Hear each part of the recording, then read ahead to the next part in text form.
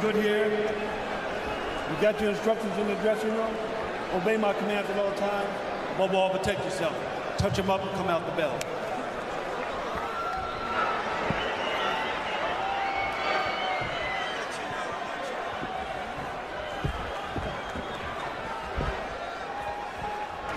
In his rap song about this fight, Gomez wrote that Alvarez will have the taste of defeat.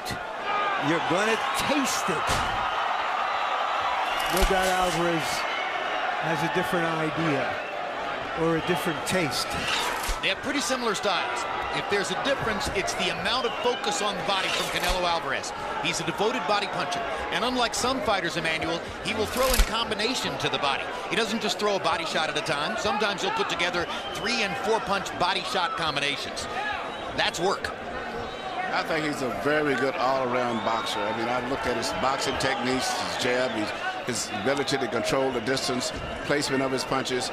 Sometimes I think he holds his hands a little too wide where you can catch it between the gloves. But other than that, he's a pretty much very good balanced out fighter. And when you look at that body, I think they've made a very intelligent decision as a group to keep him now at 154 pounds. There used to be talk of trying to win a welterweight championship.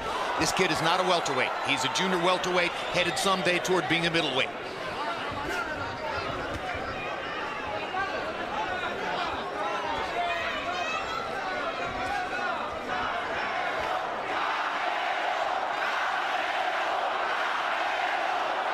They're chanting Canelo, Canelo.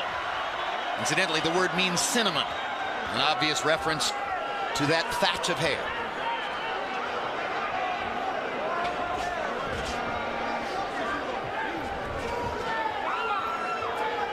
Gomez looks like he has a real plan. We'll see whether it works. Well, I like the fact that Canelo fights often. That's always been one of the, I thought that it was very important to have a fighter, especially a young fighter. How did he get, what was it, about 40-some fights already? I mean, he's been fighting often, and evidently wasn't big purses. And also, I like the fact that he boxes. I mean, even though he's a good puncher, he still uses a jab. He controls the distance. And he does a variety of things. He'll step back on a punch, he'll block it, and next time he'll roll underneath the punch. But one of the flaws some people see in him is that he really doesn't use the jab to set up much. He's trying to here. That's good. Emmanuel, the answer is 38 fights already. 37-0-1 at age 21. Well, but with a very short amateur career. Well, he had his professional career, amateur career, doing his professional career, which is very common of a lot of the Mexican fighters. Not at all unusual for Mexican fighters to turn professional in their mid-teens. Remember, Marco Antonio Barrera turned professional at 16. Julio Cesar Chavez. Plenty of them. Plenty of them. Now Canelo starts to get the jab going. And down goes Alfonso Gomez on a left hook. Short. Quick, short left hook. Great punch. So much of the plans of mice and men. He set it up with body shots, and then he brought the hammer.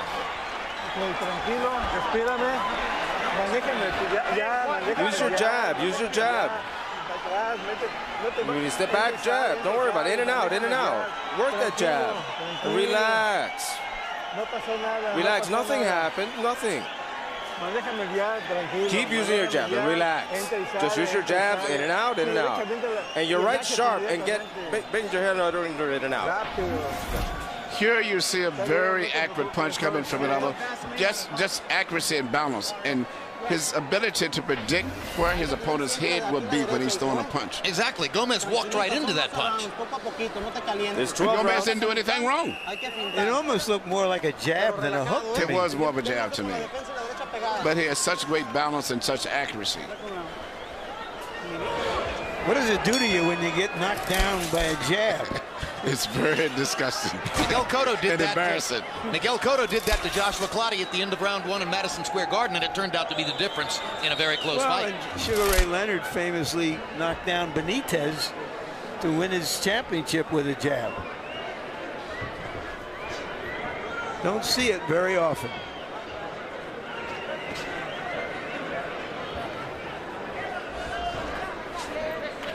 Round 2, and I think, Larry, you were correct in saying that Gomez brought in a plan, but now he's down 2 points. And you heard his father in his corner saying, be patient, stick with it, nothing happened. That sounded to me like don't abandon the plan. The biggest weakness I see in Canelo, which is in quite a few fighters, he keeps his right hand too far to his right, and whenever he punches, well, any punch with his left hand, he draws his right hand to the side of his face, which means it's very easy to hit him through the center with a punch. That's what happened to Roy Jones the night that Antonio Tarver knocked him under the ropes with a straight left-hand shot. His right hand was by the side of his face. Actually, the punch that Tarver knocked, he started off with a looping left hand, and Roy put his hand to block it in some kind of way. Antonio lost his balance, and then the punch was sort of going around the top. It went through the center. Perfect. Yeah, but again, Gomez seems to be winning the first half of the round. Good body shot by Gomez there.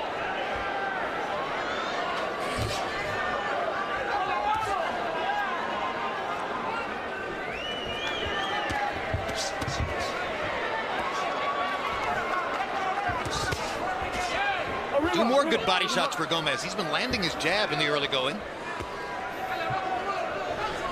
He has a more active jab than does Alvarez.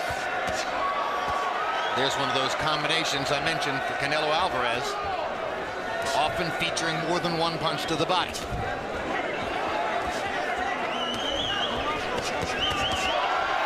Again. No pushing, no pushing, no pushing. I see, Alvarez is going to the body, but if you look at the location of the cup on Gomez, it's going to be very difficult for Alvarez to hit him and do anything effective to his body. He's got one of those cups extremely high.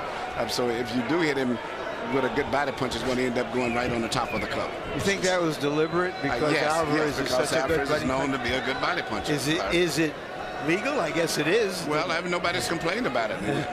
But it's definitely a situation that should have been pointed out to the referee. 10 seconds, gentlemen.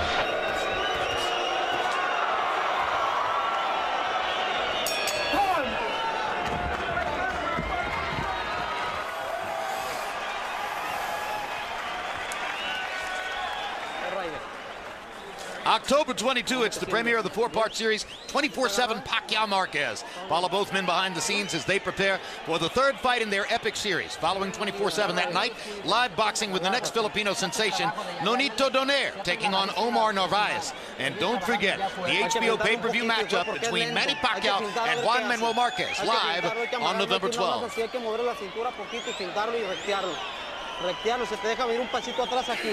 Fake him straight shots. And if he comes in, just keep your guard up.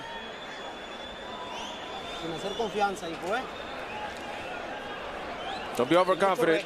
Straight shots, and short.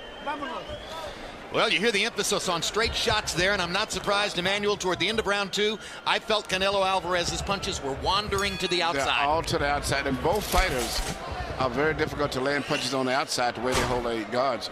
Whoever would punch a shot through the center, particularly up through the center, would be very effective in this fight. But so far, all of Alvarez's punches have been all to the outsides. Harold Letterman gave the second round to Alfonso Gomez, which would have made it an even fight were it not for the knockdown at the end of round 1. Yeah, it was almost a freak knockdown, a legitimate, real one. But for that, Gomez would be up by 2 rounds, perhaps.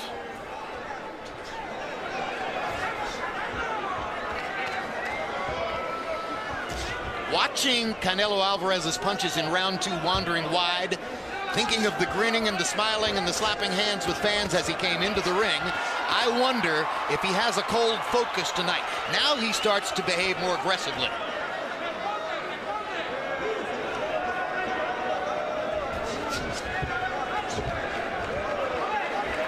Alfonso Gomez was quick to point out in our discussion with him yesterday that Saul Alvarez went down in the first round on a left hook from an undersized fighter, Jose Cotto, a natural 140-pounder, who was fighting Alvarez at 147. And a lot of people are going to point to that as a question mark as they get ready to fight Alvarez, because they'll try to build confidence off the fact that an undersized Jose Cotto, not Miguel Cotto, knocked Alvarez down. Like getting knocked down in prize fighting, if you fought 35, 40 times, is unusual in prize fights. In other words, if you hadn't been knocked down by that time, yeah. I mean, Oscar De La Hoya was knocked down twice in his first 7 or 8 fights. And Canelo, I take to be a relatively high-contact fighter. This is a guy whose fights are going to be rough. Yes, but right now he's got a lot of good defensive skills, but I'm surprised that Gomez at this stage, I'll be honest, he's fighting a much better fight than I expected. And the fact, as you said, Larry, you gave the last round to him, and take the knockdown away from the first round, he might be up 2 rounds. Well, Harold Letterman gave him the last round as well.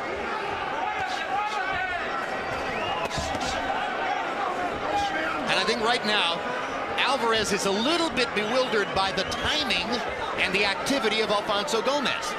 And he hasn't found a way to effectively get to Gomez. Good right hand by Gomez. One thing, his volume of punches is too low, meaning Alvarez. Well, clearly he has done his homework. Meaning Gomez. Yes. Yes, he has. As well as his gym work.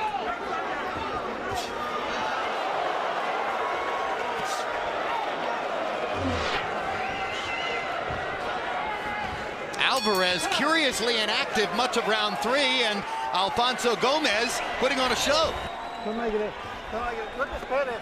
Él se está de golpe, toma y salte, y luego de la primero le tiras, te sales y entras de nuevo. Él va a un golpe, Cuando él hace eso, 2, 3 derechos, luego López, pero abajo, el gancho abajo. Está bien, ya lo están llevando para atrás, Agárrame aire. ¿Cómo te sientes? Bien, ok. Pasa su pelea, esta es tu noche, papá. Esta es tu noche. Cierra la guardia, acérquese y tírale 3, 4 golpes. Está esperando tirar un solo golpe. Y aquí que le caiga el golpe, ya le bañaste de golpes. Hay que tirar golpes lo más. Cuando estás adentro, tira, aprovecha.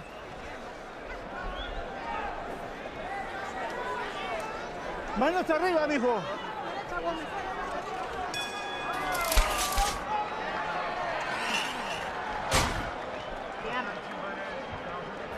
Round 4 begins in Staples Center, and you saw the byplay between Cortez and Mayweather.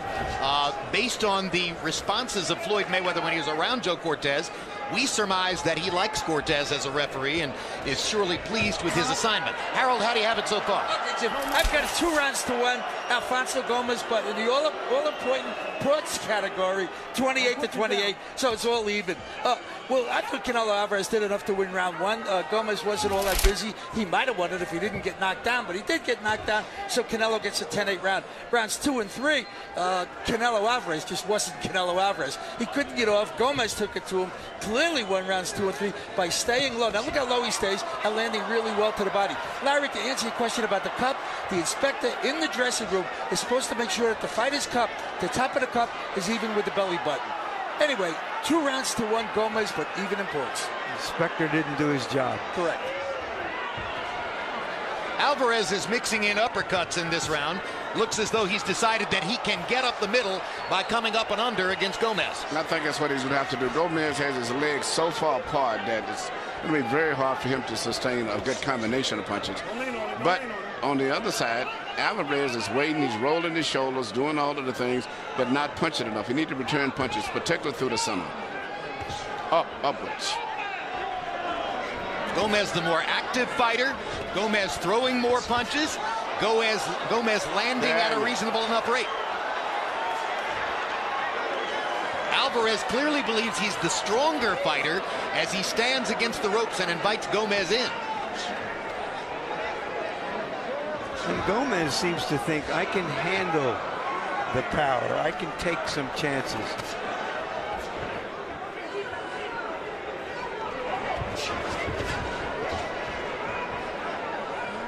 Well, a primary feature of a normal Canelo plan would be to get in enough body shots to wear Alfonso Gomez down. But at this rate of throwing punches, it's less likely he can get that done. Well, Gomez is still not a puncher, so I mean, I think he feels very comfortable in there. Even though Gomez may win a round or two, I don't think that Alvarez feels that he's in any danger at all in this fight. I'm sure he's not worried at all about Gomez's punching power. The question is, why isn't Alvarez throwing more? Now he begins to let his hands go a little bit. If he doesn't think there's a good uppercut, he's at least in some danger, then he doesn't know what's going on. And he has a sense of urgency right now that shows that. He's throwing with abandon when he lets that uppercut go, particularly. But some of these are wide shots, winging punches, and Gomez is still more effectively coming up the middle. And he has not found a way to put together combinations on Gomez. Él te está esperando. Okay. Él te está esperando. Lo que va a hacer es lo mismo. Respirando profundo. Tira y para atrás. Tira y para atrás. Y cuando tires, no te quedes parado. Por eso está contragolpeando. Tírale, tú, y jálate para atrás. Tírale y jálate para atrás. Esto es lo que tienes que hacer. Tírale y jálate para atrás. No. Vamos a alcanzar, Lucio. Ven, ok. Tírale y jálate para atrás. Jálalo para atrás, güey. Es que está esperando, lo va a tirar un solo golpe, te está caunteando. Fintero y luego entras. Porque viene de frente, te está caunteando, está esperando que tú tires. Fintero y luego atrás de él. Haces esto, tira atrás y para atrás. Házale el jab y métele la derecha con el upper, derecha y upper.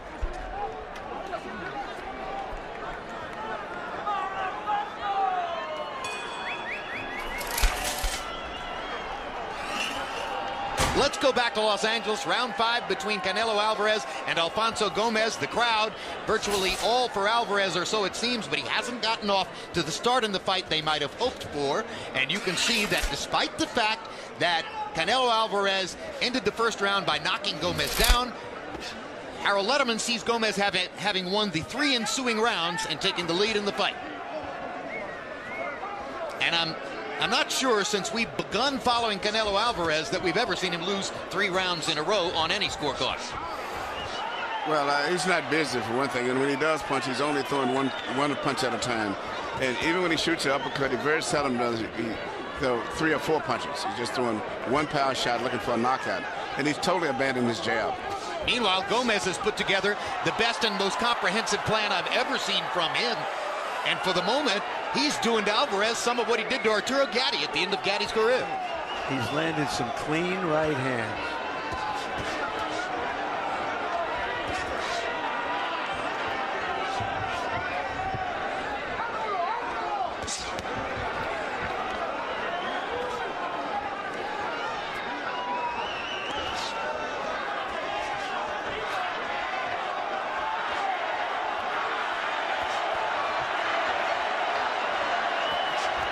Trying to lift Canelo back into the forefront of the fight.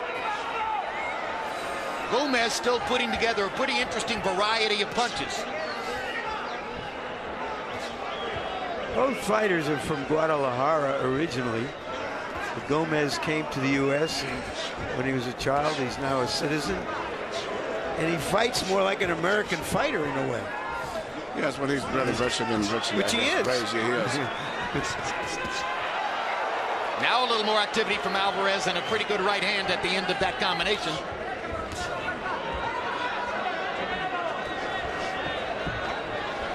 Alvarez has been very sporadic with his jab, Emmanuel. That's what I was just getting ready to say, Jim. That was the first time I saw a jab in about 3 rounds. If he would jab more, would set up things better. But he's just waiting on rolling punches and waiting on one big knockout punch. In the meantime, he's having a tough fight with Gomez. Gomez may be winning this fight. Now Alvarez begins to put combinations together again. That was a solid shot. He's getting the crowd back into the fight. And Gomez's punches lose their snap as he's on his back foot for the moment. Alvarez pushing forward. 10 seconds. Top of the belt.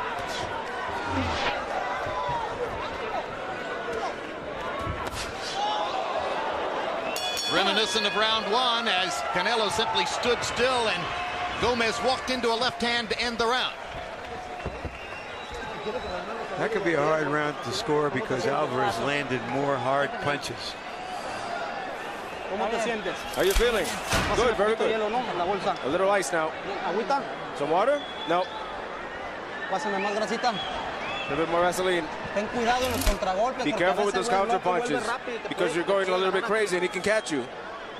Manos arriba, regresa. And keep your hands up and bring your hands back up. And more speed now. You got to throw more punches. When you use your jab, you're catching him. Throw the jab, throw the jab, throw the jab. Jab back, jab, jab, jab. Jab and push him. Push him in with the gloves up. Down, 6th round. We're in the 6th. Halfway through the last round, it seemed to me that Alfonso Gomez was rolling toward winning a 4th consecutive round against Canelo Alvarez. But then Alvarez, in the second half of that last round, seemed to begin righting the ship with more authoritative punching, and he won the round on Harold Letterman's card to even up the fight.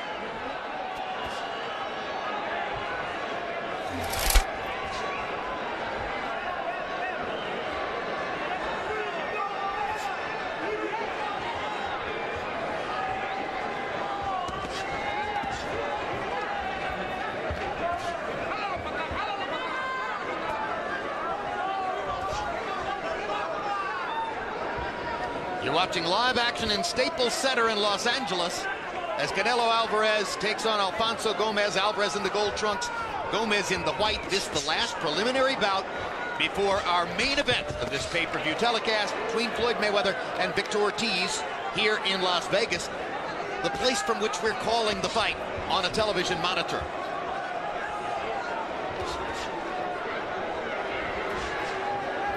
Gomez has got his jab working again. And that half-inch arm length advantage showing up a little bit as he lands his jab. Alvarez falls short with his twice in a row. Another short jab for Alvarez, but now he connects. Gomez fighting a gutsy, smart fight. Yes, he is, and I'm very surprised the fact that he is really, for the most part, setting the tempo of the fight. Even though he doesn't have the coordination, the speed, the power of Alvarez, but he's still setting the pace of the fight and the busier of the two fighters.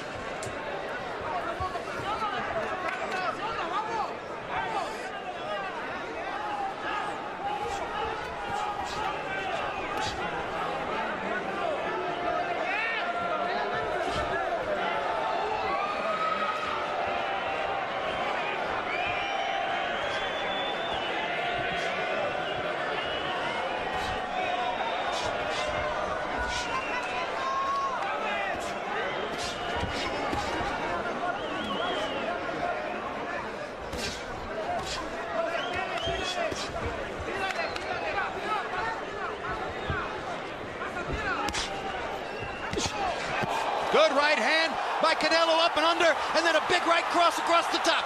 Gomez is badly hurt. Canelo's got a chance to finish, and the referee's going to stop it right away. Too quick. Too quick. Gomez was not out of there yet.